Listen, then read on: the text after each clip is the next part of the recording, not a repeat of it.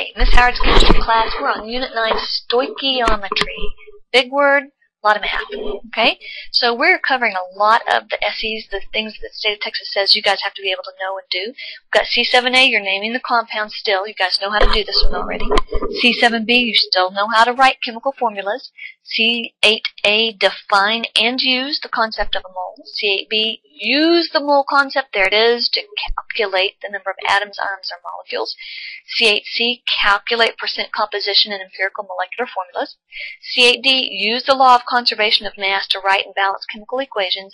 And C8E, perform stoichiometric calculations. Alright, so Roman numeral number 1, stoichiometry. Stoichiometry is basically the math that goes with the chemistry. So let me kind of string you along here and go through this.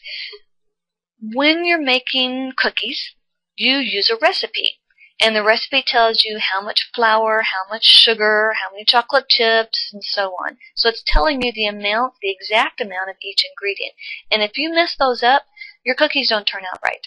When my sister was learning how to cook, she made some cookies, and instead of putting a teaspoon of baking powder in it, she put a cup, and they were nasty, nasty, nasty cookies. So the amounts of things, the parts that you put in are really important so that what you're creating comes out correct.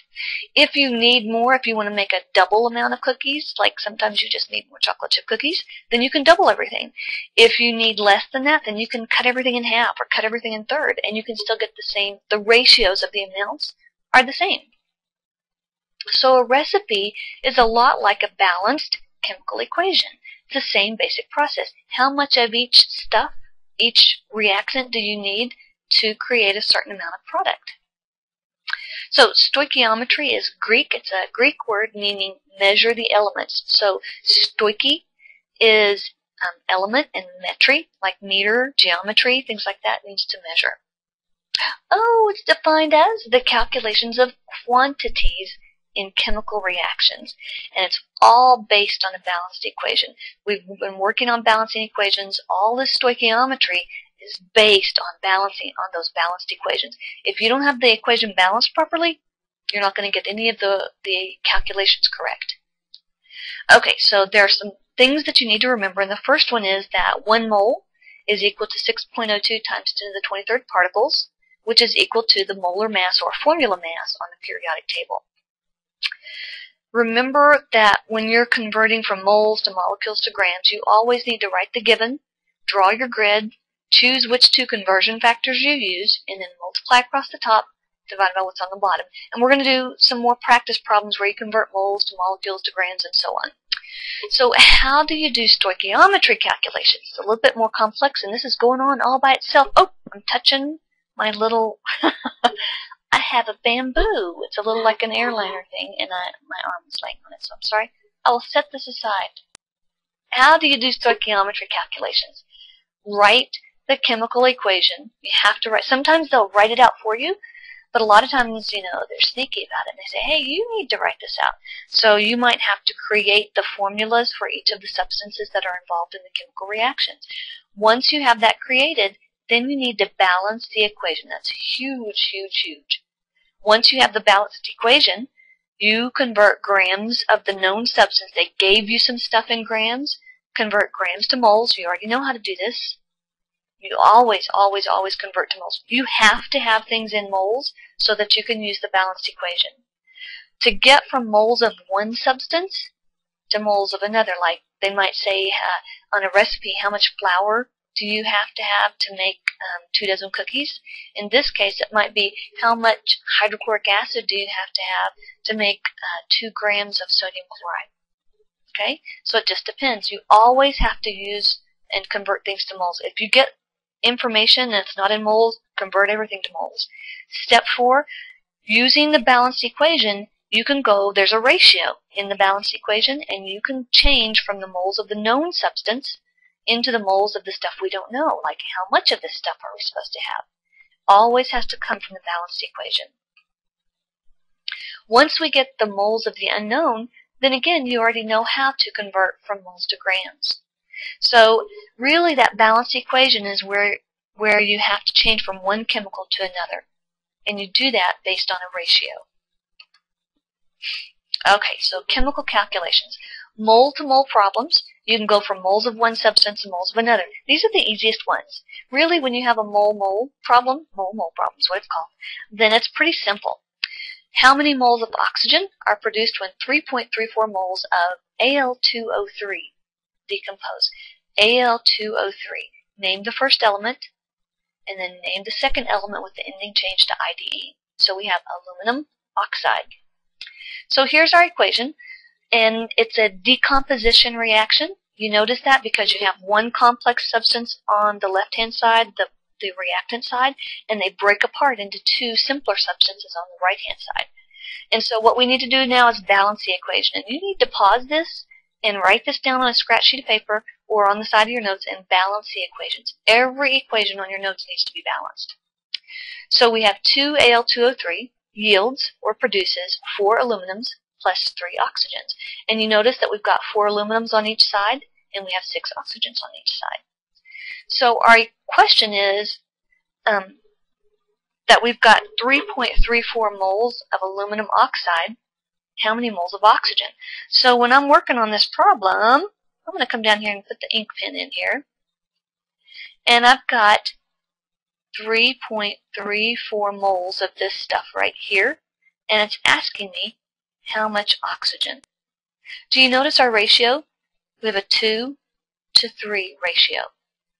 Okay? Let's see if it'll go on. Come on. There we go. So we've got 3.34 moles of oxygen, of aluminum oxide. That's what we write down. We write down the given. Second, what we're going to do is we draw the grid. Third, notice that the aluminum oxide here also has to be down here, so the moles of aluminum oxide cancel out. Where did we get this to? We got it from the balanced equation. Look at our balanced equation again. 2 Al2O3 to 3 O2. So we have a balanced equation. So we have 2, and we want the 2 moles of aluminum from the balanced equation. This whole section right here is from the balanced chemical equation. And this is what allows us to go from one chemical to a different chemical. Our moles of aluminum on top and bottom cancel out. Not the numbers, just the moles cancel out. So then what we do is multiply across the top, divide by what's on bottom, and we come up with 5.01 moles of oxygen. So if we have 3.34 moles of aluminum oxide, then we can produce over 5 moles of oxygen. So when we break it down, maybe we heat it up and we break it down that way, we're going to produce a lot of oxygen.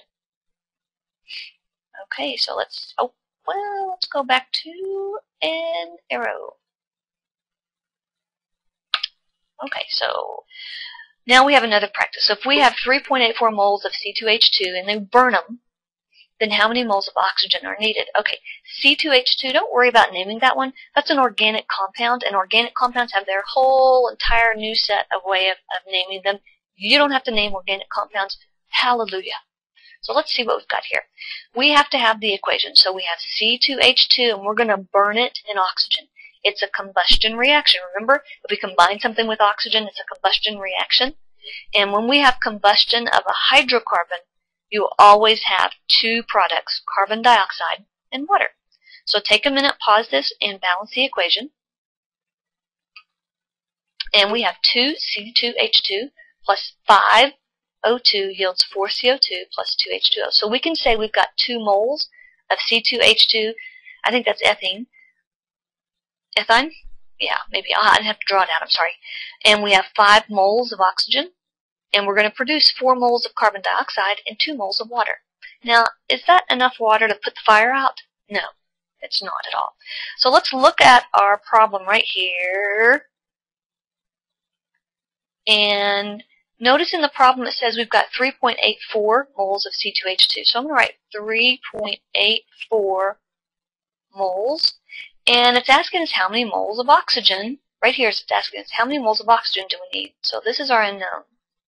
Okay, so we would write down 3.84 moles of C2H2, draw the grid, and then instead of having to look anywhere else for our numbers, we use the balanced equation.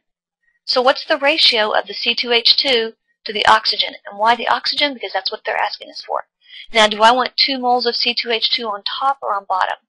I want it on bottom so that the moles of C2H2 cancel out, because they don't care. They're not asking me for my answer in moles of C2H2. They're asking me for my answer in moles of oxygen.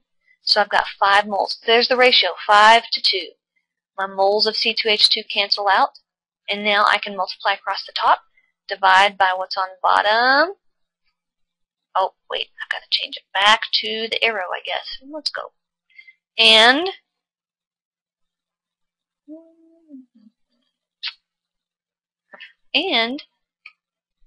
I can set it up like so, and I come up with 9.6 moles of oxygen.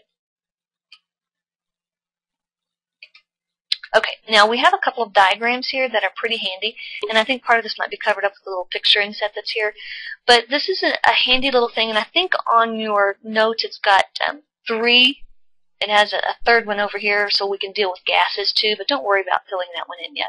But basically what it's saying on the green side right here, we have the mass of the known substance, what they gave us in the problem, or maybe they gave us particles like number of atoms and molecules and stuff. And what we have to do no matter what is change it to moles. See the little mole guy? Yeah. So whatever we have, mass or particles, we have to change to moles. And you guys already know how to change to moles. Once we get to moles of the stuff they gave us, then they're going to ask us to change to a different chemical. How do we do that?